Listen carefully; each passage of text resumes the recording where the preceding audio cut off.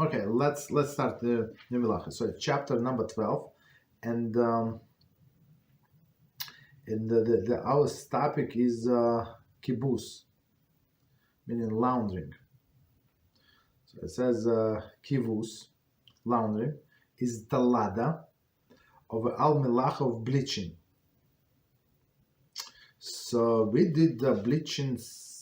Did we bleaching or no? I don't remember.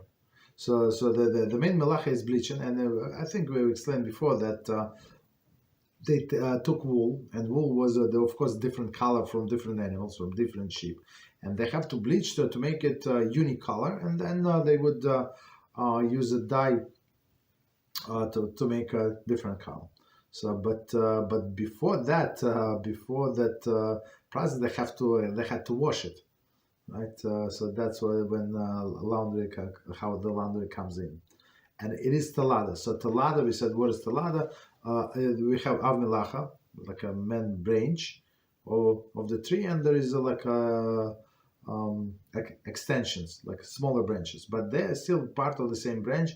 And we say we're not allowed to violate the melacha, and talada is on the same biblical level.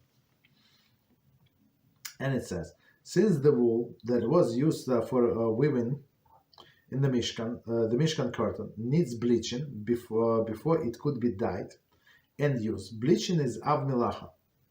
Okay, is av melacha. Okay, so I mean bleaching is the last step, and since laundering is similar to the concept of bleaching, okay, it is talada of bleaching. Thus, the laundering is considered melacha and is forbidden biblically. Right, so in many senses, this laundry is similar to bleaching. So where's similarity? So it was dirty, and now it's became clean, right? Through the agents, right? And the same comes through the liquid. There's the liquid, they soak it, right?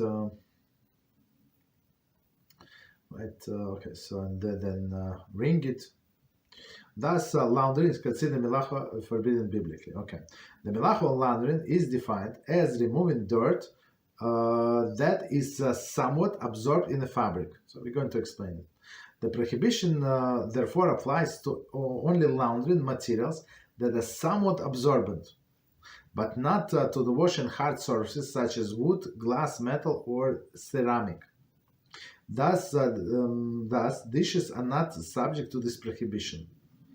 Okay, so before we continue, let's understand this paragraph. So again, melacha of laundry is defined as removing the dirt from something that absorbs. So meaning, like classic example of laundry, you have some fabric and it absorbs some dust, dirt, whatever is it, and you try to remove it. So meaning that something that would be forbidden, like if it's somewhat absorbent, right? If it's not absorbent, there is no at least it's not forbidden, at least on the biblical level. So an example, of course, would be what, like when somebody spills something on a hard surface, on a table, on a countertop. Let's say the table does not have a table cover, right? It's nothing, right? Tablecloth. No tablecloth, like just table. So you are allowed to do something with that, right? To remove the word, to take care of the spill, or it's on the floor. There is no problem. But if it's on a clothing or on a tablecloth, or on a chair, or on a couch, or something, for sure it would be absolutely forbidden. Okay. The prohibition of laundering applies to washing fabric with water or another cleansing agent, as well as the cleaning fabric without the assistant cleaning agent. Furthermore, it applies even at removing part of the dirt from the fabric. Removing part of the dirt. Okay, there are three different methods of laundering that are prohibited biblically. They are: number one, washing fabric with the water or any other cleaning agent; number two, removing dust that absorbed in the fabric; and number three, removing the stain from a fabric. we will elaborate on each of these methods laundry individually. Okay, before we continue, let's do a little review of previous paragraph, and we're going to explain. So far we learned that laundry is considered when when something is absorbent into more or less, soft material. Okay, so far so good, right? Some dirt. Again, the prohibition of laundry applies to washing fabric with the water or another cleansing agent. So the water is on one of them, right? But it could be like people use what is it? Some kind of detergents, right? People can wash actually with some other liquids, like clear liquids. I don't know, like white wine. Of course, it would be like a disrespect to the wine, or they can use vinegar, let's say. That's much cheaper. But still, since all of this cleansing agent can clean, that would be absolutely forbidden. Okay, and right. And so we said, let's say, to these three different methods.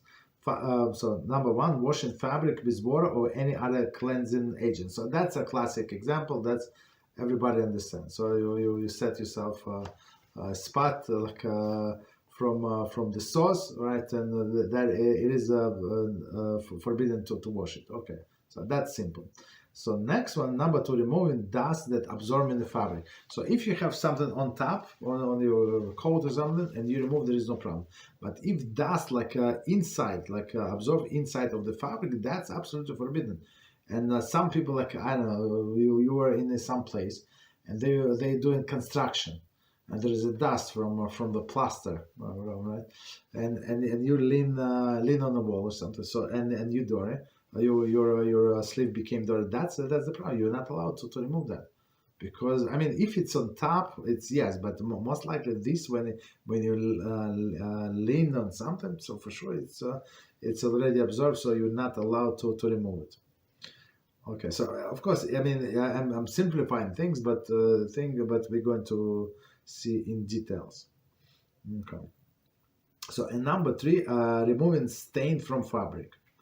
Okay, so and of course we're going to see all of the methods that are forbidden, and what part would be, in what cases would be allowed.